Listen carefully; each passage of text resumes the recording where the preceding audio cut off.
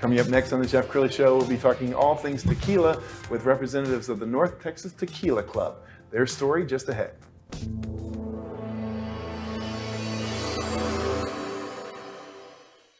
Many are predicting that the worst is yet to come, which is unfortunate, said one person here.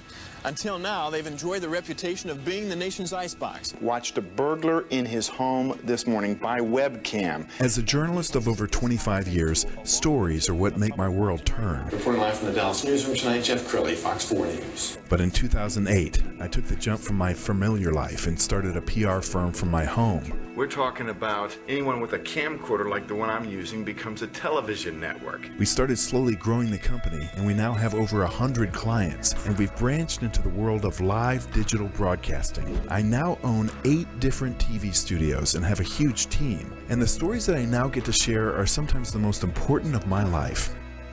Life has a funny way of coming around full circle. This is the Jeff Crilley Show.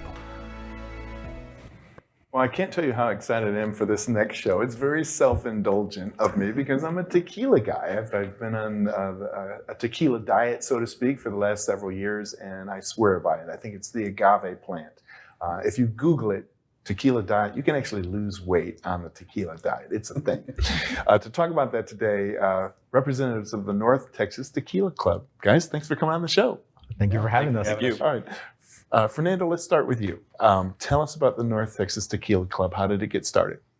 It started back in, well, actually, Troy can be a better explainer. So, actually, the North Texas Tequila Club started in 2021, end of year. So we're coming up on 2 years. But it really was kind of born out of this idea that we wanted to give back and educate. So our vision is to support the agave spirit community through education and philanthropy, which is something that, we all wanted to kind of take that next step as tequila enthusiasts or agave enthusiasts, and just kind of make sure that we're educating folks about the benefits of quality artisanal tequila, and then also giving back to the local communities as well. All right, Daniel, let's go to you. Why has tequila gotten so popular? I mean, is it George Clooney or was it before that? I think there's something to the George Clooney effect. I would also say it's delicious. 2, it's gotten a lot of popularity because of celebrities, and it's just become a craze. It's getting really, really crazy. And so it's been popular now for maybe 20 years. Maybe Patron had something to do with it. Yeah. Before that, I always associated tequila with like frat boy stuff. Okay, we're throwing down tequila. But sipping tequila is different, isn't it? Yeah, 100%. So I would say the biggest thing that's driving towards sipping tequila is just coming to an appreciation of heritage, of tradition, of creating something that's a craft product like tequila is. It's not just, hey, this is something I'm going to slam back and drink like in a frat party. This is more something that I'm going to enjoy. I want to taste the terroir. I want to taste the agave, the oak, just everything in there. All right, Fernando, can you educate your palate? Because I have to admit, my palate's not sophisticated enough to know the difference between a $1,000 bottle and a $50 bottle. So can you train your palate? Yeah, yes, you can, actually. The more you drink it, the more you're able to start discerning certain notes. Now, there's a genetic component to that as to how well you're going to be able to discern all these differences, but very much so. It's like a muscle. You can train it. And is it a taste you've always had? If I'm honest, when I first started drinking tequila, it was taking shots. When you do that, you can't really taste very much. Sure. And as I started learning about the spirit and being able to taste it and sit down and try to discern all that, it very quickly came to me. It was a secret talent I didn't know I had. Well, and you have a cool club. We're going to show some video, and I want to talk over the video. Let's go to you, Daniel. What happens at your club meetings? So we have different style of tastings. The one that's most popular amongst our members is we have a brand that says, hey, I want to show my product to people here locally that, 1, care about tequila, and 2, really, want to share it with others. So that's what our club's about, a community of agave and tequila lovers. They bring in, showcase their product, tell us a story. There's a lot of stories behind each brand that make it so unique.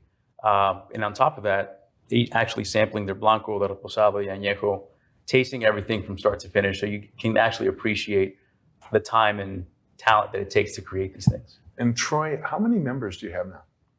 We have just surpassed 1,000 members within the last couple of months. Yeah. And so I think we're coming up on about 1,200 members now.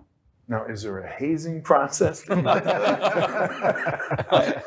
I'll say not so much hazing, but we certainly like to educate folks. You know, when they post, you know, what they're drinking, what they like to drink.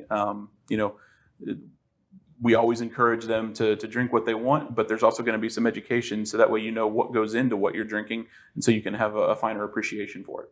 Sure. And now this is my favorite part of the segment. Because it would just be rude of me as a host to have all this fine tequila here and not do some sampling. Yeah. So here. why don't we have you you lead the tasting and talk about what you're pouring right here. Sure. Okay. So this is Don Vicente Blanco. It's a Blanco tequila, which means it hasn't been aged at all. It hasn't touched any wood.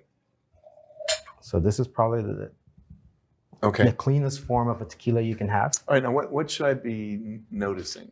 Well, the first note you're going to notice is going to be the agave flavors. Mm-hmm. There might be some, there's going to be sweetness from that agave. There's probably going to be some pepper, some minerality. And like with wine, do you swirl it? Do you sniff it? Yes. You do? Yes. The more you expose the glass to tequila, the more all the aromas will kind of come up. So in that one, you'll get a lot of minerality, a lot of like a fresh mintiness in there as well. That's awesome. Yeah. So something I noticed before, Yeah. when you taste it, take that sip and then let out a little bit of air through your mouth. Oh, It'll really? Expel some of the ethanol that's in there.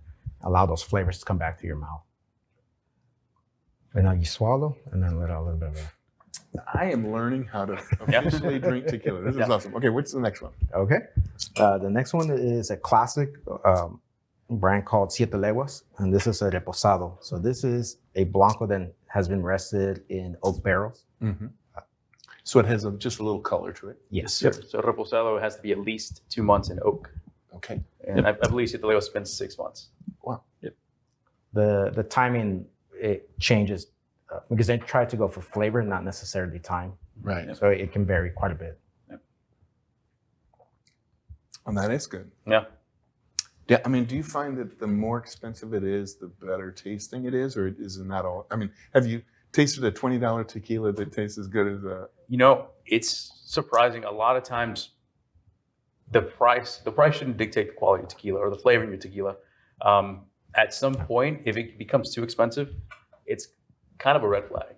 Oh, is that right? I would say so.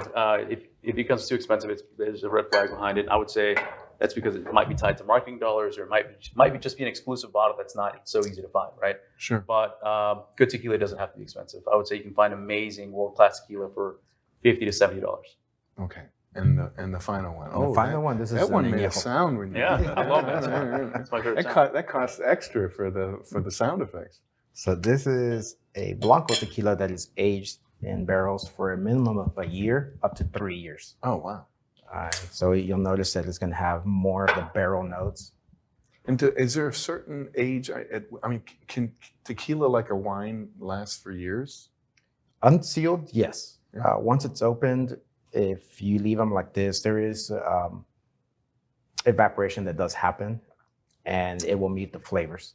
All right, that might be my favorite. Oh yeah, no, it's good. That's like silky smooth. Yeah. So one of the things that we've learned, and especially as you've tasted the Blanco, Yeah. the Reposado, and the Añejo, is that as somebody who isn't normally used to drinking tequila, the Blanco is the purest form of the agave plant itself. So it can be kind of harsh to somebody who's not necessarily used to drinking tequila, which is why the aging of an Añejo or a Reposado appeals to folks who just are kind of getting into the agave spirits. Absolutely. We've got a few minutes left, and I want to give each one of you a chance to look into the camera and talk to people about why they might want to come visit one of your events.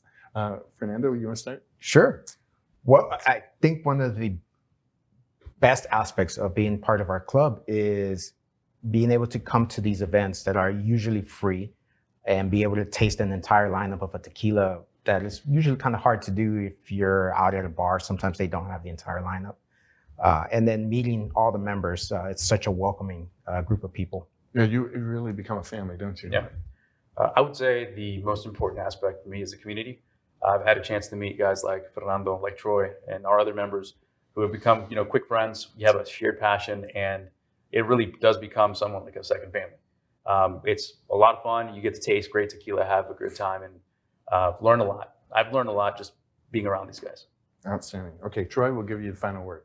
Awesome. For me, the biggest thing is, like these two gentlemen mentioned, is the family that's created in this community of agave spirit lovers.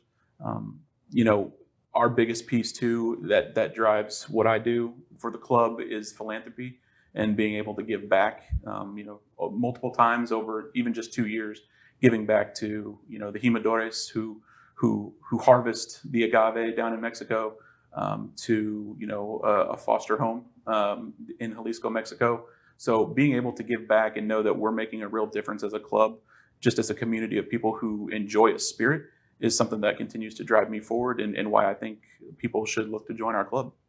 Outstanding. That's a great way to end the show. We're also going to leave you with the Instagram account. Let's put it on the screen.